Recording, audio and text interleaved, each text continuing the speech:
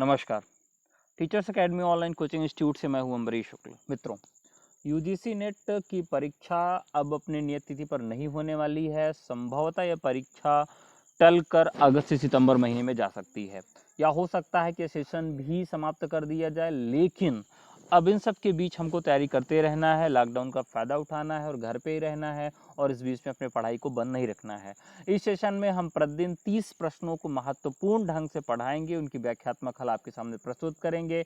इस कड़ी में सबसे पहले 30 प्रश्न आज प्रस्तुत कर रहा हूं, और आपको बता दूं कि आप चाहें तो हमारे फ्री टेलीग्राम चैनल से जुड़ सकते हैं, फ्री टेलीग्राम ग्रुप से जुड़ सकते हैं, जिसमें लगभग 4 से 5 हज़ार यूजीसी नेट हिंदी से तैयारी करने वाले छात्र हैं, जिसमें कई छात्र जेआरएफ भी हो चुके हैं, कई छात्र नेट भी हैं। तो ऐसे ग्रुप में आप फ्री आपका जुड़ सकते हैं। इसके लिए आपको वीडियो लास्ट तक देखना है, और अंत में मैं आपको दूंगा एक व्हाट्सएप नंबर, और उस व्हाट्सएप नंबर पे हमको आप मैसेज करेंगे, मैं आपको अपने फ्री टेलीग्राम ग्रुप चैनल से जोड़ लूँगा। मित्रों, ये जो सबसे पहला प्रश्न आपकी स्क्रीन पर दिखाई दे रहा है, प्रश्न है आभ्यंतर प्रश्न के अनुसार वर्णों के भेद हैं। जब हम वर्णमाला का अध्ययन करते हैं, वर्णमाला वाला जो चैप्टर है यूजीसी नेट में नया जोड़ा गया है, जब से एनटीए ने नेशनल टेस्टिंग एजेंसी ने नया पाठ्यक्रम लागू किया है, तो उसमें उन्होंने जोड़ लिया है। तो आप देख सकते हैं कि आभ्यंतर प्रश्न के अनुसार वर्णों के कितने भेद हैं। तो देखिए, किसी भी वर्ण के उच्चारण के लिए हमको क्या आवश्यकता होती है? दो तरह की आवश्यकता होती है। हम किसी भी वर्ण को बहुत अंदर से प्रयत्न कर सकते हैं और बाहर से प्रयत्न कर सकते हैं। तो जब हम किसी, मान लीजिए आपको जैसे कोई कलम उठानी है, कलम फर्श पे गिरी है और उस कलम को आपको उठाना है, तो आपको क्या करना चाहिए? आपको करना चाहिए कि आप अपने मन से कहिए कि यार ये कलम उठा लो। तो आपने जैसे ही कलम उठाने के लिए कहा, तो वो कलम मन ने कहा और हाथ ने उठाया। तो मन ने जो कहा वो आभ्यंतर मतलब अंदर से एक प्रयत्न हो गया, और जो हाथ से आपने उठाया ये क्या हो गया? ये आपका बाहर का प्रयत्न हो गया। तो हमने ये देखा कि दो प्रकार के प्रयत्न पाए जा रहे हैं। एक प्रयत्न आपने अंदर से किया, उसको हम आभ्यंतर प्रयत्न कहते हैं, और दूसरा प्रयत्न आपने बाहर से किया, जो हाथ से उठाया, वो बाहर का प्रयत्न हो गया। इस प्रकार से हम देख सकते हैं कि दो प्रकार के प्रयत्न होते हैं वर्णमाला के अध्ययन के लिए। बाह्य प्रयत्न में हम किसको किसको ले लेते हैं? अल्प प्राण, महाप्राण, अघोष और सघोष को ले लेते हैं। इसी तरीके से हम आभ्यंतर प्रयत्नों की अगर देखें, तो आभ्यंतर प्रयत्नों की संख्या कितनी होती है? 4 होती है। अब ये आभ्यंतर प्रयत्न कौन कौन से होते हैं, ये कमेंट बॉक्स में आके आप मुझे जवाब देंगे, जिससे आपकी भी पढ़ाई लिखाई कैसे चल रही मुझे मालूम हो सकेगा। तो पहले प्रश्न का जो सही जवाब है, आभ्यंतर प्रयत्न के प्रमुख वर्णों के भेद हैं, तो सही जवाब होगा 4। दूसरा प्रश्न है, निम्नलिखित में से पश्चिमी हिंदी की बोली नहीं है। तो आप देख सकते हैं कि पश्चिमी हिंदी की बोली कौन सी नहीं है। बोली और भाषा से संबंधित कई प्रश्न पूछे जाते हैं, खास करके बोलियों से ही 3 से 4 प्रश्न पूछ लिए जाते हैं। तो ये पहला प्रश्न है, इसमें बोली पूछा गया है। अगर हिंदी की बोलियों के विभाजन के रूप में हम देखें, तो हिंदी की बोलियों को कितने भागों में विभाजित किया गया है? 5 प्रमुख वर्गों में विभाजित किया गया है। और अगर हम देखें तो पूर्वी हिंदी, पश्चिमी हिंदी, राजस्थानी हिंदी, पहाड़ी हिंदी, और एक आती है बिहारी हिंदी। बिहारी हिंदी के अंतर्गत देखें तो इसमें है 3 बोलियां आती हैं। कौन कौन सी? एक बोली के नाम का पान बहुत प्रसिद्ध है, मगही, और एक बोली जो विश्व की सबसे ज़्यादा हिंदी की बोली जाने वाली बोली है, जिसको हम भोजपुरी के रूप में जानते हैं। तो और एक बोली है जिसको हम किस नाम से जानते हैं? मगही, मैथिली और भोजपुरी। मैथिली जो कि एक बड़े कवि हुए हैं, जिनको हम विद्यापति के नाम से जानते हैं, मैथिल कोकिल के नाम से जानते हैं। तो मगही, मैथिली और भोजपुरी, ये 3 बोलियां हैं जो कि बिहारी के अंतर्गत आती हैं। प्रश्न में जैसा कि आप देख रहे हैं कि इसमें लिखा है कि पश्चिमी हिंदी की बोली नहीं है, तो आप इसका सही जवाब आसानी से दे सकते हैं। तो सही जवाब इसका होगा मगही, जो कि पश्चिमी हिंदी की बोली नहीं है। ब्रजभाषा, ये आपकी पश्चिमी हिंदी की बोली है। कन्नौजी पश्चिमी हिंदी की है। बुंदेली पश्चिमी हिंदी की बोली है। अगले प्रश्न की तरफ बढ़ते हैं। सिद्ध साहित्य के अंतर्गत 84 सिद्धों की वो साहित्यिक रचनाएं आती हैं जो, बहुत ही महत्वपूर्ण और थोड़ा सा क्रिटिकल प्रश्न था, प्राकृत में लिखी गई हैं, पूर्ववर्ती अपभ्रंश में लिखी गई हैं, पैशाची अपभ्रंश में लिखी गई हैं, तत्कालीन लोक भाषा हिंदी में लिखी गई हैं। तीसरा प्रश्न है जो कि बहुत ही महत्वपूर्ण है, और इसको 4 भागों में आप देख रहे हैं कि प्राकृत में लिखी गई है, पूर्ववर्ती अपभ्रंश में लिखी गई है, पैसाची अपभ्रंश में लिखी गई है, तत्कालीन लोक भाषा हिंदी में लिखी गई है। देखिए जो ये सिद्ध साहित्य है, सिद्ध साहित्य जिसमें 84 कवि थे, ये अलग अलग जाति का प्रतिनिधित्व करने वाले कवि थे, जिसमें ब्राह्मण थे, मोची थे, बनिया थे, लोहार थे, कुहार थे, चमार थे। इस तरह के बहुत सारे कवि थे जिन जातियों को आज हम विधिक रूप से उनका नाम नहीं ले सकते हैं, ऐसी भी जातियां इसमें सम्मिलित थीं। तो ये उस दौर की जो लोक भाषा थी, देखिए भाषाएं कई प्रकार की होती है, जैसे एक मानक भाषा होती है। आज मैं जिस भाषा में आपको पढ़ा रहा हूँ ये मानक भाषा होती है, लेकिन अगर हम बात करें कि स्प्रेड कौन सी भाषा सबसे ज्यादा होती है, किस भाषा का विस्तार सबसे अधिक होता है, तो इस दौर में हम देखेंगे कि वह भाषा जो लोगों के दिलों से जुड़ी हुई है, जिस भाषा का कोई व्याकरण नहीं है या व्याकरण है तो उसकी जरूरत भी नहीं है, वो केवल बोली जाती है और समझी जाती है, तो ये कुल मिलाकर होती है लोक भाषा। तो लोक भाषा हिंदी में लिखी गई है। तो तत्कालीन लोक भाषा उस दौर में जो आम बोलचाल की भाषा थी, जो लोगों की भाषा थी, उस भाषा में ही सिद्ध साहित्य की रचनाएं हुई हैं। तो तीसरे प्रश्न का सही जवाब होगा तत्कालीन लोक भाषा हिंदी में लिखी गई हैं। चौथे प्रश्न की तरफ बढ़ते हैं, बहुत ही महत्वपूर्ण प्रश्न है। कबीर के निर्गुण पंथ का आधार भारतीय वेदांत और सूफियों का प्रेम तत्व है, यह विचार किसका है? तो इसका सही जवाब है, देखिए रामचंद्र शुक्ल पर बहुत ही अच्छे से दो लोगों ने विचार रखे हैं। देखिए प्रश्न थोड़ा सा उलझाऊ है, आप सोचेंगे कि कबीर दास पर और नाथ पंथ पर शोध तो हजारी प्रसाद द्विवेदी का है, शोध है उन्होंने नाथ पंथ पर किया है, और हजारी प्रसाद द्विवेदी जी ने कबीर की भाषा पर भी खूब बातचीत किया है। लेकिन यहाँ पर उनके तत्व की बात की गई है कि उनकी कविता में क्या क्या सिम्टम्स हैं, तो ये रामचंद्र शुक्ल ने ही बात किया है। कबीर के निर्गुण पंथ का आधार भारतीय वेदांत और सूफियों का प्रेम तत्व है, यह बात कौन कह रहा है? यह रामचंद्र शुक्ल कह रहे हैं। तो चौथे का सही जवाब होगा 1। 5 नंबर का प्रश्न है, केवल प्रेम लक्षण भक्ति का आधार ग्रहण करने के कारण कृष्ण भक्ति शाखा में अश्लील विलासिता की प्रवृत्ति जागृत हुई, यह विचार किसका है? 5 नंबर का प्रश्न है, जॉर्ज ग्रियर्सन, मिश्र बंधु, रामचंद्र शुक्ल और रामकुमार वर्मा। देखिए आप ये निधड़े से जो ये बिना किसी डर के ऐसी बात कौन कह सकता है? रामचंद्र शुक्ल ही कह सकते हैं, और उन्होंने ये कहा कि केवल प्रेम लक्षणा भक्ति का आधार ग्रहण करने के लिए कृष्ण भक्ति शाखा में अश्लील विलासिता की प्रवृत्ति जागृत हुई है। तो यह कथन आचार्य रामचंद्र शुक्ल का है। अगला प्रश्न है, प्राणचंद्र चौहान का संबंध भक्ति की किस शाखा से है? तो छोटे छोटे प्रश्न है ये, और इस तरह से आप एक नोट्स बनाइए जिसमें हर काल के कवियों को पंथ निर्धारित करिए कि किस पंथ से संबंधित हैं और किस तरह की धारा के अंतर्गत वो आते हैं। तो प्राणचंद चौहान जो हैं वो किस धारा के अंतर्गत आते हैं? तो ये राम भक्ति शाखा के तरफ से आते हैं। तो ये बहुत ही महत्वपूर्ण सवाल था, राम भक्ति शाखा। तो इस प्रकार से सही जवाब होगा राम भक्ति शाखा।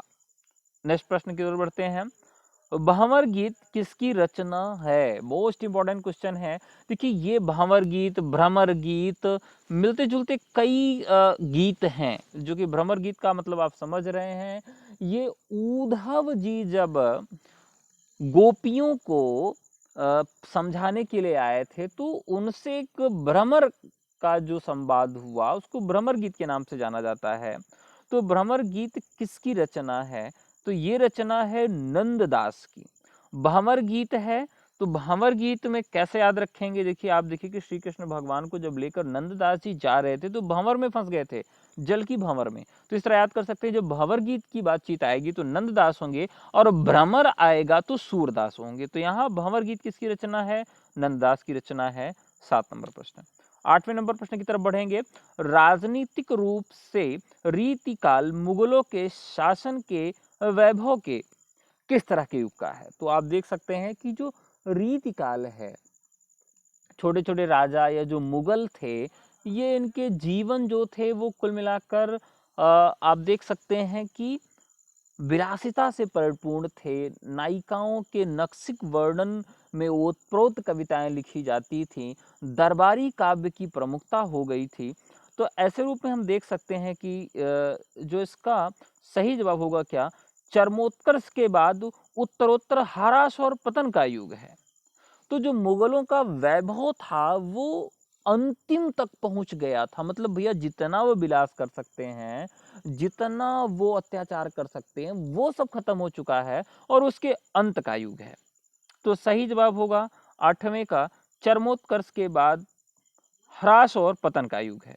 ठीक है, अगले प्रश्न की तरफ बढ़ते हैं। कवि ठाकुर ने जिस राजा के कटु वचन कहने पर म्यान से तलवार निकाल ली और कहा, सेवक सिपाही हम उन राजपूतन के, दान युद्ध जुर्बे के नेकुने मुरके, नीत देन वारे हैं मही के महिपाल को, ही के विरुद्ध हैं सने ही साच उर के, ठाकुर कहत हम बैर बेवकूफन के, जालिम दमाद हैं अदानियन ससुर के, चोजिन के चोजी महामौजिन के महाराज, हम कविराज हैं पै चकार चतुर के।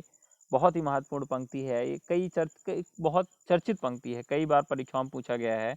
तो सही जवाब होगा ये अनूप गिरी उर्फ हिम्मत बहादुर के लिए ये है। तो सही जवाब होगा अनूप गिरी उर्फ हिम्मत बहादुर। निम्नलिखित में से कौन सी रचना ठाकुर जगमोहन सिंह की नहीं है? ठाकुर जगमोहन सिंह का नाम आप सब जानते होंगे। तो प्रेम संपत्तिलता, श्यामलता, श्यामा सरोजनी, ये तीनों इनकी रचनाएं हैं, जबकि प्रेम प्रलाप इनकी रचना नहीं है। 11वें नंबर का प्रश्न है, बगियान बसंत बसेरो कियो, बसिए तिह त्यागी तपाइए ना, दिन काम कुतूहल के जो बने तिन बीच वियोग बुलाइए ना। पंक्तियां खूब पूछी जाती हैं, तो महत्वपूर्ण पंक्तियों को भी आपको सेलेक्ट करके रखना है। 11वें नंबर का प्रश्न है, सही जवाब ढूंढना है। बद्री नारायण चौधरी प्रेम घन ने यह पंक्ति लिखी है, बगियान बसंत बसेरो कियो, बसिए तिहि त्याग तपाइए ना, दिन काम कुतूहल के जो बने तिन बीच वियोग बुलाइए ना। तो सही जवाब होगा 11वें का 2। अगला प्रश्न है 12वें नंबर का प्रश्न, सही जवाब ढूंढना है। आज रात इससे परदेसी चल कीजे विश्राम यहीं, जो कुछ वस्तु कुटी में मेरे करो ग्रहण संकोच नहीं। प्रस्तुत काव्य पंक्तियों के रचनाकार हैं। तो पंक्तियां देखिए, जो आपके यहाँ टेक्स्ट बुक पढ़ने के लिए दिया गया है, कौन सी कविताएं दी गई हैं, तो उन कविताओं से भी कई बार पूछ लिया जाता है कि ये पंक्ति कहाँ से ली गई है। तो देख सकते हैं, इसमें सही जवाब ढूंढना है। 12वें नंबर का प्रश्न है, तो सही जवाब होगा इसका श्रीधर पाठक की ये पंक्ति है। तो 12वें नंबर का सही जवाब होगा 2, श्रीधर पाठक। आवारा मसीहा किसके जीवन पर आधारित है? बहुत ही चर्चित है आवारा मसीहा। तो ये शरद चंद्र के जीवन पर आधारित है, ये आप सब जानते होंगे। और शरद चंद्र के जीवन पर ही एक फिल्म बनाई गई थी देवदास, जो कि बहुत ही चर्चित फिल्म हुई है। बर्बरता की पहली सीढ़ी से सभ्यता की अंतिम सीढ़ी तक युद्ध मनुष्य जाति का साथ देता आया है। 14 नंबर का प्रश्न है, देना है कि ये कथन किस निबंध से उद्धृत है। तो युद्ध से संबंधित कई निबंध आपके टेक्स्ट बुक में लगाए गए हैं, तो उनको पढ़ना है। 14 नंबर का प्रश्न है, सही जवाब होगा युद्ध और नारी। आपके लिए यह प्रश्न है कि युद्ध और नारी निबंध किसके द्वारा लिखा गया है, इस चीज को आपको कमेंट बॉक्स में आके आपको बताना है। ठीक है, 15वें नंबर प्रश्न की तरफ बढ़ते हैं। निम्नलिखित में से किस कहानी में अति व्यस्त कामकाजी आदमी की असंतुष्ट पत्नी को विषय वस्तु बनाया गया है? बहुत ही चर्चित कहानी है, ये टेक्स्ट बुक के रूप में आपके यहाँ लगाई भी गई है। क्या है? ग्रामोफोन का रिकॉर्ड। बहुत ही महत्वपूर्ण है, तो आप इसको ये अपने नोटबुक में लिख सकते हैं, ग्रामोफोन का रिकॉर्ड। 16 नंबर का प्रश्न, निम्नलिखित में से किस उपन्यास में रईस साहूकार मदन मोहन के अंग्रेजी सभ्यता की नकल और अव्यय की कथा है? तो भैया देख लीजिए, ये उपन्यास आपको पढ़ना ही है, क्योंकि हिंदी का ये पहला उपन्यास है। और ये किस गांव की कथा पर आधारित है, इसके पात्र कौन से हैं, किस पात्र ने कौन से कथन कहे हैं, इस कथन को भी आपको याद रखना है। तो रामचंद्र शुक्ल के अनुसार लाला श्रीनिवास दास का हिंदी का पहला उपन्यास है परीक्षा गुरु। तो सही ऑप्शन और सही जवाब होगा परीक्षा गुरु। पंडित जयशंकर प्रसाद के किस नाटक का पात्र है देखिए जितनी भी रचनाएं आपके यहाँ हैं उन सब के पात्र जरूर याद कर लीजिए, किस नाटक का कौन सा पात्र है।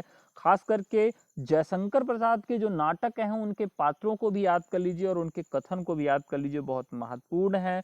17 नंबर का प्रश्न है, तो कल्याणी पर्ण राष्ट्रीय स्कंदगुप्त, स्कंदगुप्त और चंद्रगुप्त जो दो नाटक हैं जयशंकर प्रसाद के, नाटकों के पात्र उनके कथन खूब पूछे जाते हैं।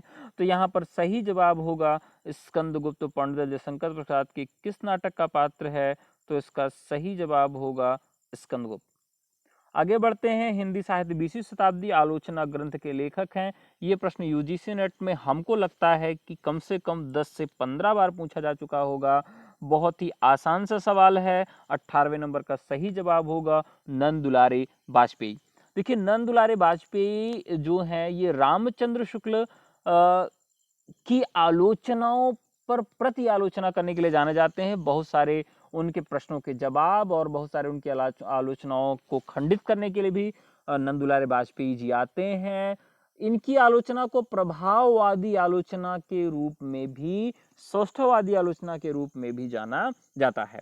तो चलिए अगली आलोचना प्रश्न की तरफ बढ़ते हैं। 19 नंबर का प्रश्न है, आचार्य भरत के रसूत्र के व्याख्याता शंकुक के सिद्धांत का नाम है। देखिए काव्य शास्त्र का प्रश्न है और भरत के रस सिद्धांत से संबंधित प्रश्न है। तो भरत के रस सिद्धांत से संबंधित जितने भी प्रश्न हैं मोस्ट इंपॉर्टेंट है, सबको आपको रट के रखना है।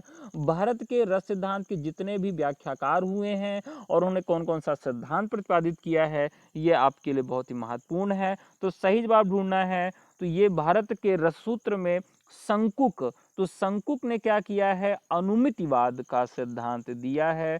तो इस प्रश्नानुसार 19 का सही जवाब आपके लिए होगा 19 का 1 अनुमितिवाद। ठीक है।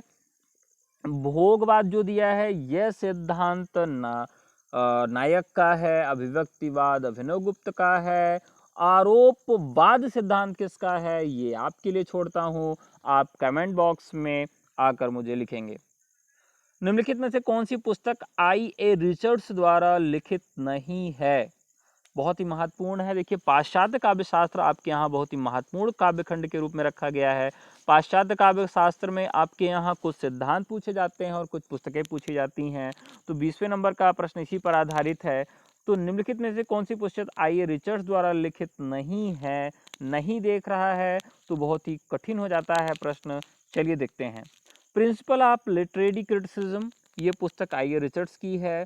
प्रैक्टिकल क्रिटिसिज्म, ये भी रिचर्ड्स की है। कॉलरिज ऑन इमेजिनेशन, ये भी पुस्तक रिचर्ड्स की है। Notes towards the definition of culture, ये पुस्तक I.A. रिचर्ड्स की नहीं है। तो रिचर्ड्स की सभी रचनाओं को आपको याद कर लेना है। प्रश्नानुसार यहाँ पर notes towards the definition of culture ये इनकी रचना नहीं है। घोर अंधेरो चंदमणि जिम उज्जैव करई, परम महासुख एक कड़े दुअरि अशेष हरई। उपयुक्त दोहे में महासुख का संबंध किससे है? देखिए ये प्रश्न भी काफी चर्चित रहा है। महासुख कहाँ है, किस सिद्धांत से लिया गया है? तो महासुख का जो सिद्धांत है ये प्रज्ञा और योग से महासुख की दशा संभव है। तो इसमें हमको ढूंढना है कि क्या क्या है। तो A, B, C जो इसमें है, महासुख, महासुख का तत्सम रूप है। महासुख ब्रजाइनियों का पारिभाषिक शब्द है। प्रज्ञा और योग से महासुख की दशा संभव है। तो कुल मिलाकर इसका सी सही होगा। तीसरा नंबर A, B और C तीनों सही है। गोरख जगायो जोग भगत भगायो लोग, इन पंक्तियों में तुलसीदास का अभिप्राय है।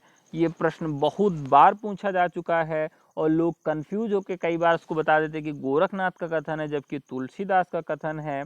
तो गोरख जगायो जोग भगत भगायो लोग 22 नंबर का प्रश्न है। सही जवाब जोड़ना है, किसका सही जवाब क्या है। चलिए देखते हैं इसका सही जवाब क्या है।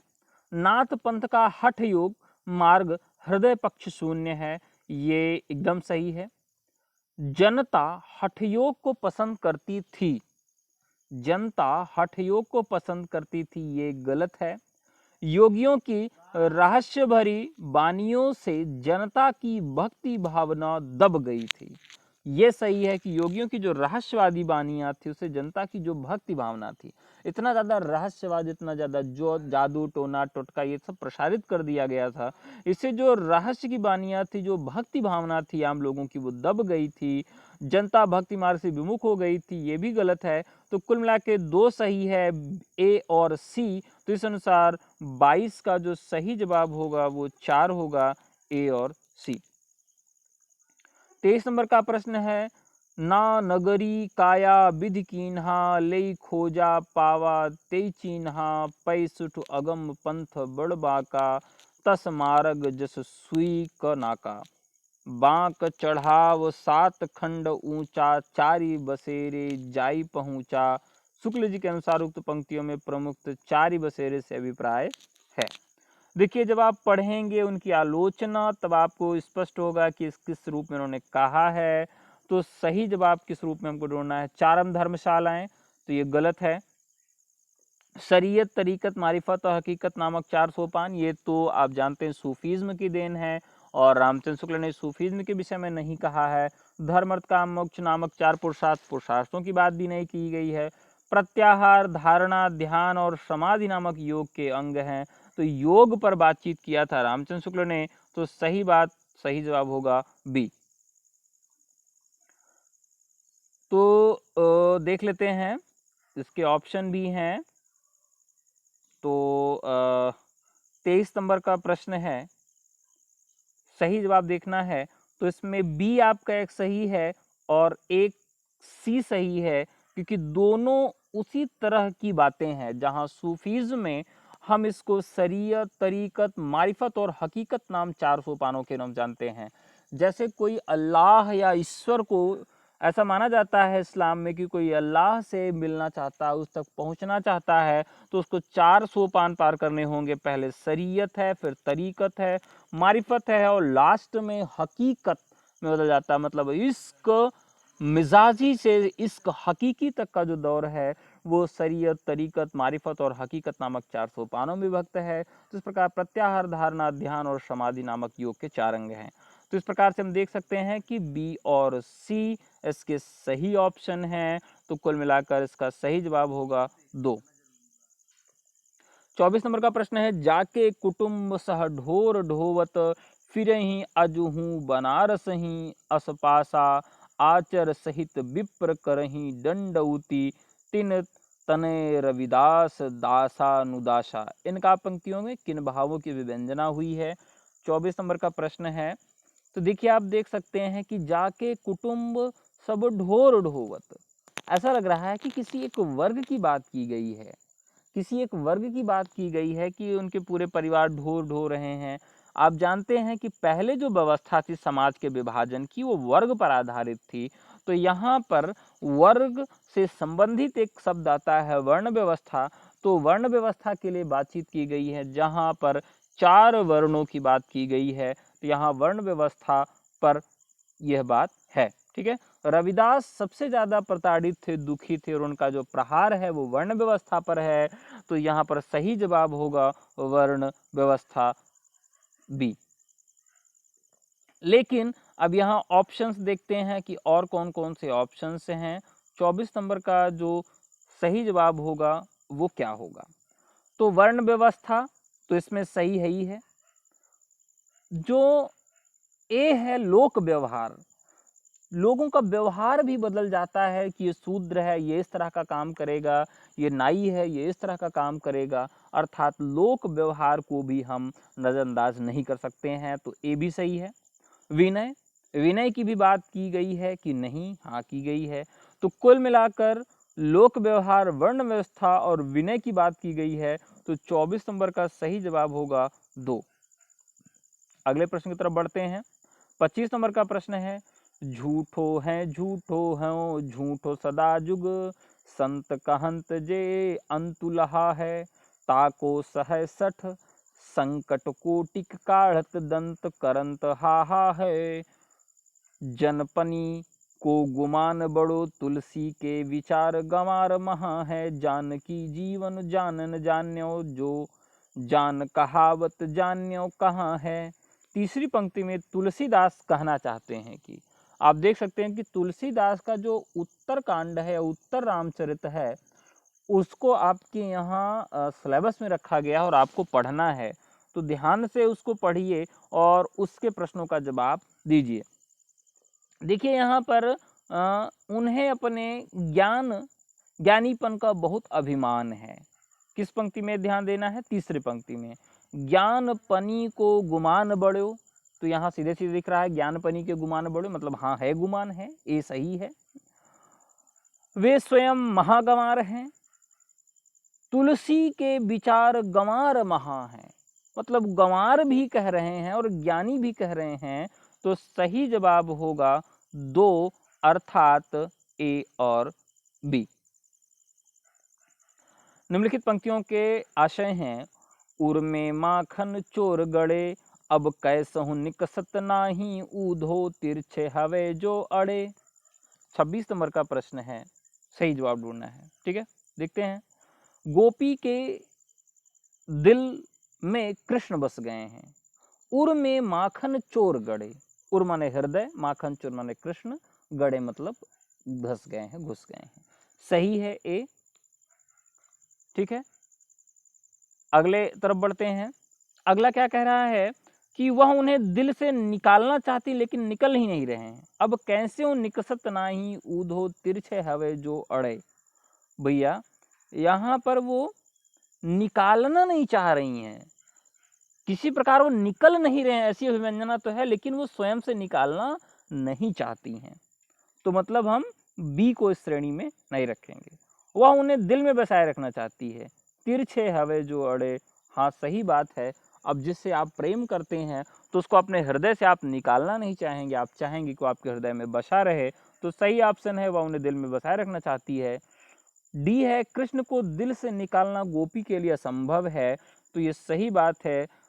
अब कैसो निकसत नाही, ऊधो तिरछे हवे जो अड़े, वो अंदर घुसने के बाद तिरछे तिरछे हो गए और अड़ गए हैं, हम चाहकर भी इनको बाहर नहीं निकाल सकते हैं। इसका मतलब है कि डी भी सही है, तो 26 नंबर का जो सही ऑप्शन आ रहा है वो 4 है। रीति मुक्त कविता की विशेषताएं हैं, बहुत ही महत्वपूर्ण है, प्रवृत्तियों से संबंधित प्रश्न आपके यहाँ खूब पूछे जाते हैं। तो 27 नंबर का प्रश्न है, रीति मुक्त कविता की विशेषताएं हैं। चलिए बताते हैं कि इनकी विशेषताएं क्या क्या हैं। यह आंतरिक अनुभूतियों का काव्य है। स्वाभाविक है कि आंतरिक अनुभूति जो है, जिसमें अश्लीलत्व दोष है, ठरकीपन भी देखने को मिल जाता है, मतलब जितने भी तरह से आप देखिए, नीति भी है, श्रृंगार भी है, नकसिक भी है, हर तरह का जो आंतरिक बोध है वो आपको देखने के लिए मिल जाता है, तो ए आपका सही है, मतलब ए ऑप्शन सही है। बी की तरफ बढ़ते हैं, यह मूलतः आत्म प्रधान और व्यक्तिगत है। जी हाँ, इसमें कवि अपनी आत्मा, अपनी प्रेम गाथा, अपने जीवन के दुख सुख को भले सामाजिक कर देता है, लेकिन वो व्यक्तिगत के भ्रम से आगे नहीं बढ़ पाता, तो बी भी सही है। सी की तरफ बढ़ते हैं, यह सभी प्रकार की रूढ़ियों से मुक्त है, तो स्वाभाविक है कि जो रीतिकाल का काव्य है, रीतिकाल के काव्य की एक बहुत बड़ी बात है कि रूढ़ियों से मुक्त है, भले इसमें बहुत सारे दोष हैं लेकिन ये रूढ़ियों से मुक्त है, अर्थात 27 का एक सही होगा। 28 नंबर प्रश्न तरफ बढ़ते हैं, किंसुक पुंज से फूली रहे, सुलगी उर्दौ जु वियोग तिहारे, माँ तो फिरे न घिरे अबलानी पे जान मनोज यो डारत मारे, हवै अभिलाषिन पात निपात कढ़े ही सूल उसासिन डारे, हैं पतझार बसंत दुहु घनानंद एक ही बार हमारे। अब देखिए यहाँ पर 28 नंबर का प्रश्न है, सही जवाब ढूंढना है। अब देखिए यहाँ पर ए बी और सी 3 ऑप्शन है। उक्ति वैचित्र, सही बात है कि यहाँ उक्ति वैचित्र भी है, उक्ति का चमत्कार भी है और उक्ति का विपर्य भी है। विपर्य का मतलब है कि एक अलग अर्थ दिखाई देना, उक्ति मतलब कथन का चमत्कार है, उक्ति का वैचित्र भी है, तो तीनों रूपों से यहाँ पर है। उक्ति की सादृश्यता इसमें नहीं है, बाकी सब कुछ है, तो ये उक्ति क्या है इसको हम एक क्लास में अलग से आपको पढ़ाएंगे, तो सही जवाब होगा आपका 2। 29 नंबर का प्रश्न है, मीराबाई के पदों में मुख्य हैं अपूर्व भाव विवलता, रहस्यानुभूति, आत्मसमर्पण, भगवत विरह की पीड़ा की उत्कट अभिव्यक्ति। 29 नंबर का प्रश्न है, चलिए इसको भी सॉल्व करते हैं। तो 29 नंबर का सही जवाब क्या है? इसमें देखिए ए है अपूर्व भाव विह्वलता। देखिए जो भी प्रेम करेगा उसमें अपूर्व भाव विह्वलता होगी, इसमें कोई दो राय नहीं, तो एक सही है। बी क्या कह रहा है कि रहस्यानुभूति, तो मीरा के काव्य में कहीं भी रहस्यानुभूति नहीं, जो भी उन्होंने कहा है खुल्लम खुल्ला कहा है। सी आत्मसमर्पण, अपने आप को वो भगवान कृष्ण को समर्पित कर देती हैं, यह भी सही है। डी भगवद विरह की पीड़ा की उत्कट अभिव्यक्ति है, मतलब ईश्वर विषयाशक्ति से जो वो पीड़ा है, रोना है, मूर्छित होना है, वो सारी चीजें उनके अंदर हैं, तो सही है उनका यह। तो 29 नंबर का जो सही जवाब निकल कर सामने आ रहा है वो 29 का 2 है, ए, सी और डी। आज का आखिरी प्रश्न 30 नंबर का प्रश्न है। इसके बाद कल फिर से 30 प्रश्न और इसी तरह से प्रतिदिन 30 प्रश्न आपको देखने के लिए यूजीसी नेट के मिलेंगे। लॉकडाउन के बाद यूजीसी नेट की ऑनलाइन कक्षाएं, पेड कक्षाएं भी आपकी स्टार्ट की जा रही हैं। बहुत सारे छात्रों ने प्रवेश लिया है यूजीसी नेट के लिए, लेकिन लॉकडाउन की वजह से कक्षाएं नहीं संचालित करवा पा रहा हूँ। जैसे लॉकडाउन खत्म होता है आपकी कक्षाएं प्रोवाइड करवाई जाएंगी। और जो लोग हमारी कक्षाओं से जुड़ना चाहते हैं या फ्री टेलीग्राम चैनल से जुड़ना चाहते हैं, हमारे व्हाट्सएप नंबर पर संपर्क करेंगे। इस प्रश्न के बाद मैं आपको अपना व्हाट्सएप नंबर बताऊंगा। खड़ी बोली शब्द का प्रयोग, यहाँ पर खड़ी बोली शब्द का प्रयोग साहित्यिक हिंदी खड़ी बोली के अर्थ में होता है, दिल्ली मेरठ के आसपास की लोक बोली के अर्थ में होता है। खड़ी बोली का उद्भव सौरसेनी अपभ्रंश के उत्तरी रूप से हुआ है। खड़ी बोली में लोक साहित्य बिल्कुल नहीं है। ठीक है, तो देखते हैं क्या सही जवाब है। ए सही है इसका, साहित्यिक हिंदी खड़ी बोली के अर्थ में होता है। खड़ी बोली मतलब जो साहित्य में खड़ी बोली उसका रूप हो गया। फिर इसका बी क्या है, दिल्ली मेरठ के आसपास, तो दिल्ली और मेरठ जो एनसीआर है वहां पर खड़ी बोली बोली जाती है, यह भी बात सत्य है, तो बी भी सत्य है। खड़ी बोली का उद्भव सौरसेनी अपभ्रंश के उत्तरी रूप से हुआ, तो सही बात है, सौरसेनी के उत्तरी रूप से ही राजा सूरसेन का जो जनपद है उसके आसपास के उत्तरी रूप जो है वहां से खड़ी बोली का उद्भव हुआ, तो यह भी कथन सही है। तो 30 नंबर का जो सही जवाब सामने निकल के आ रहा है वो 3 आ रहा है। तो इस प्रकार से मित्रों हम लोगों ने आज 30 प्रश्नों पर अपनी बातचीत की, उनके व्याख्यात्मक हल आपके सामने रखे। आपको कैसा लगा आप जरूर बताइएगा, साथ ही साथ बताइएगा क्या इस तरह के प्रश्न आपको पसंद आ रहे हैं। कल इसी सीरीज में आपको अगले 30 प्रश्न मिलेंगे, तब तक के लिए नमस्कार। अपना व्हाट्सएप नंबर मैं आपको दे रहा हूँ, इस नंबर पे हमको व्हाट्सएप करना है 9628959237। इस नंबर पर यूजीसी नेट हिंदी लिखकर भेजना है या एनटीए हिंदी लिखकर भेजना है। हम आपको अपने व्हाट्सएप से एक मैसेज भेजेंगे, उस मैसेज में बहुत सारे लिंक होंगे, जिसमें एक लिंक होगा यूजीसी नेट हिंदी का, यूजीसी नेट फर्स्ट पेपर का। आप दोनों लिंकों के माध्यम से अपने आप उसको टच करेंगे, स्वतः आप हमारे ग्रुप में जुड़ जाएंगे। समय समय पर वीडियो और बहुत सारे नोट्स उसमें प्रोवाइड करवाए जाएंगे। लॉकडाउन का फायदा उठाइए, पढ़ते रहिए, मस्त रहिए। साथ ही साथ कोई भी समस्या है कमेंट बॉक्स में आके हमसे पूछ सकते हैं। मिलते हैं नई वीडियो में, तब तक के लिए नमस्कार, जय हिंद।